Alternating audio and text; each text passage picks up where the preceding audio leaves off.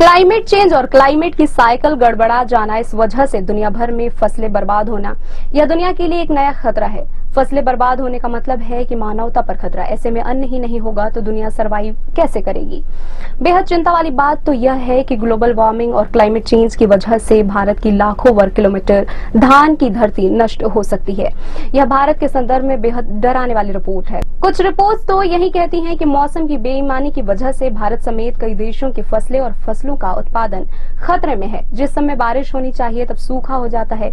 खड़ी फसलों को जब धूप चाहिए तो ओलावृष्टि हो जाती है। राजधानी भोपाल में मौसम वैज्ञानिक डॉक्टर जीडी मिश्रा ने वेब दुनिया को बताया कि सर्दी, गर्मी और बारिश ने अपना पैटर्न बदल लिया है। ग्लोबल वार्मिंग की वजह से 100 साल में 1 डिग्री तापमान में बढ़ोतरी हुई है। सीमेंट, कंक्रीट इमारतों ने जमीनी रकबा कम कर दिया है। जनसंख्या ज्यादा होने की वजह से अनाज की मांग ज्यादा है, इसलिए किसानों ने खेतों में उत्पादन बढ़ा दिया है। आने वाला समय भयावह है।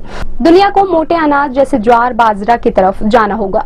रिपोर्ट में सामने आया है कि भारत, इथियोपिया और मैक्सिको के 80% किसान 2050 में जलवायु खतरे से प्रभावित हो सकते हैं, जबकि भारत 2050 तक वर्षा आधारित धान की खेती के लिए उपयुक्त 45 लाख वर्ग किलोमीटर भूमि खो सकता है।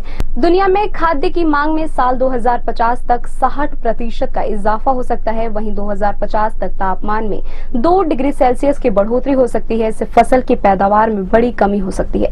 मसलन अफ्रीका में मक्का, चावल और गेहूं जैसी मुख्य फसलों के लिए कीट संचालित नुकसान 50% बढ़ने की उम्मीद है। समय रहते इसे कंट्रोल नहीं किया गया तो दुनिया को भारी नुकसान उठाना होगा।